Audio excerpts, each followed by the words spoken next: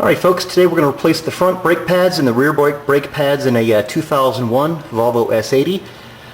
Whether you're an experienced car repairman or novice, there's going to be something in here for a little bit of everybody.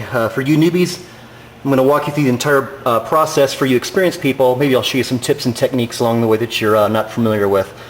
Brake pads are all the way under here, so obviously we've got to take the front tire off, jack the car up, replace them, and sort of put everything back together here. So I expect this to probably take about an hour or so.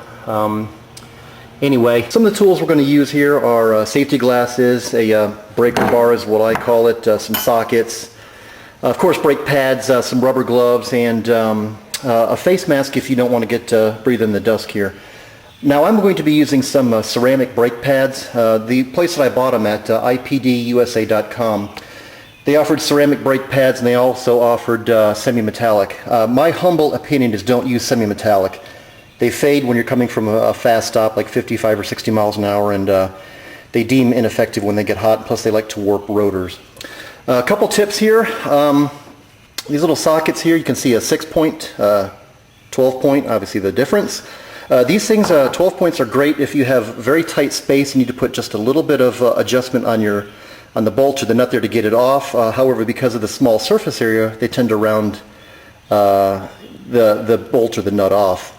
6 points give you a much less degree of freedom when you're applying these things, but because of the surface area there, they're much more dependable when you have to take off very tough nuts. The big equipment we're going to use for this is a common floor jack, some jack stands here, and a lug wrench. You can use the lug wrench from the trunk of your car.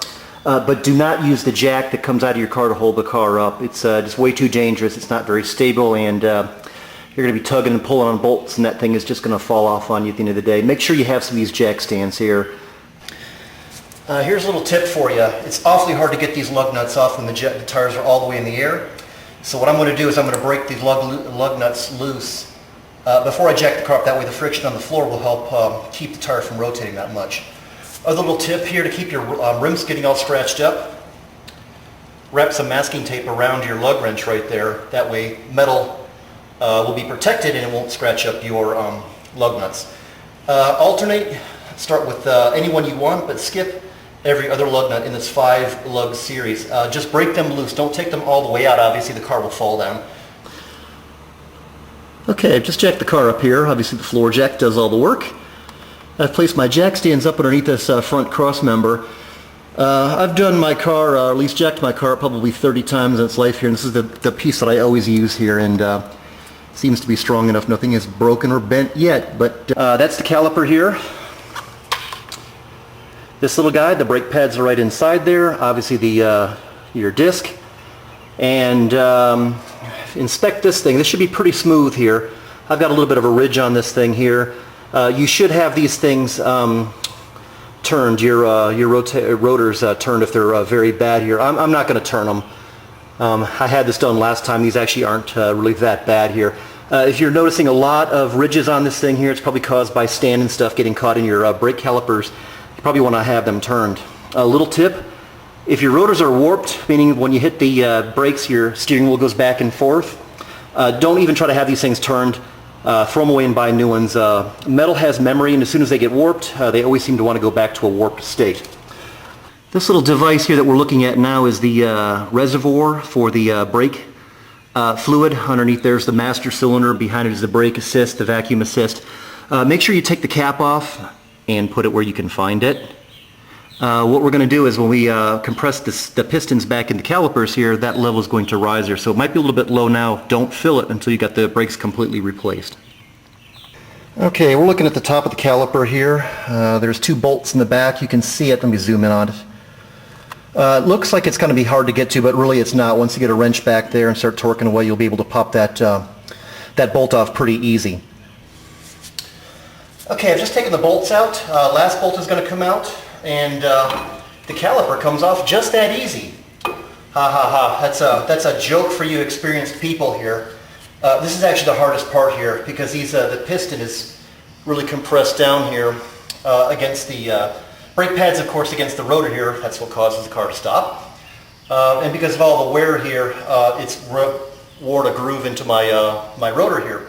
So obviously the caliper is not going to just come right out. What I've done here is I've very slowly taken a C-clamp here and compressed, while the caliper was on there, compressed the brake pad against the piston to push it back in the caliper. You're going to have to do this anyway, but doing it now kind of helps get the brake pad separated a little bit so you can slide it over this groove here. And we're going to pop the brake pads out here, just kind of give them a little, maybe use a screwdriver to kind of pry them out, and they coming out. Pop right out. Back one, just take it and pop through your fingers. Kind of pop right out. This one has a nice little spring in there. Next step here is, here's the piston in here. This little guy right here. We want to compress this thing back into the caliper. That's why we took the top off the brake reservoir, and all we do is simply put a C-clamp on here, go very slowly, and compress the piston back into the cylinder. You don't want to bottom this thing all the way out here.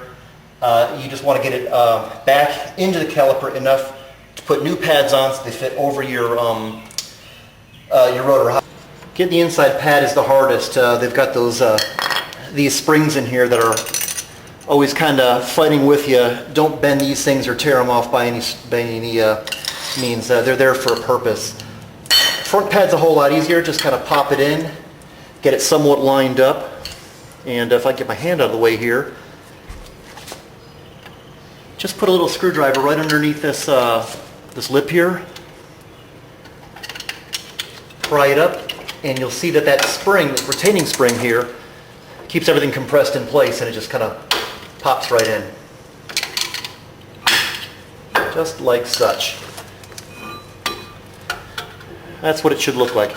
The distance here obviously should be greater than that, otherwise you'll get the rotor, otherwise you'll never get it back on. I may have to pop the front off here, compress the piston in there, but I think I've got it good enough. If you have to do it a couple times, don't worry, it's just kind of part of the game. Just like that, it pops right back in place. I had to take the front pad off, compress the piston back in there just a little bit more using my handy-dandy C-clamp. But once I compressed the piston a little bit more, I had enough gap between the two brake pads. Slid right over my rotor. Next, let's reapply this bracket here, whatever this thing is, the two bolts, and this will be pretty much done. Then we'll put the tire back on. Alright, the front brakes are now replaced, and you can see the level in the fluid reservoir is much higher. So if you've replaced brake fluid along the way, that actually might overflow, so you might want to have a rag handy when you're compressing the pistons back in the cylinders. Alright, let's do the back brakes now. Okay, we'll just spend about 5 minutes getting the caliper off here. It goes a little bit easier. My rotors are much less worn than the front ones are, and these pads actually look pretty good. Probably half the life is gone on them. I'm going to replace them anyway. I've got the thing apart, might as well do it. Pop the first pad out. Pop the second pad out.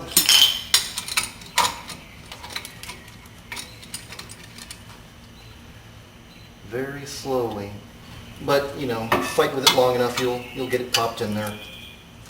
Just watch your fingers. These are real place to get pinched.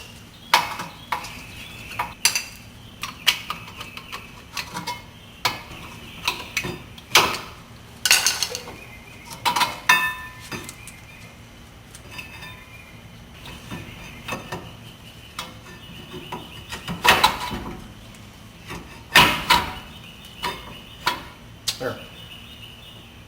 Little bolt here, and I jiggle the caliper around until I get it right in place.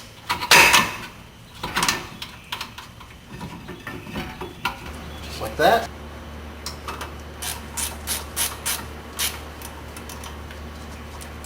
Not least, don't forget to put the cap back on the reservoir and torque the nuts down, did it again. Torque down the wheel bolts on all of them. Even though you just did it, do it again to make sure. Setting a couple expectations. When you push the brake pad in the car brake pedal in the car for the first time, it's going to go all the way to the floor. You might have to kind of pump them up a little bit. Remember, you compress the pistons back in the calipers. One last note, folks. Don't forget to write in your service manual on when you replace your brake pads. It'll come in handy when you go and sell your car. If you liked the video here, go ahead and comment on it. I'd love to hear from you. Thanks.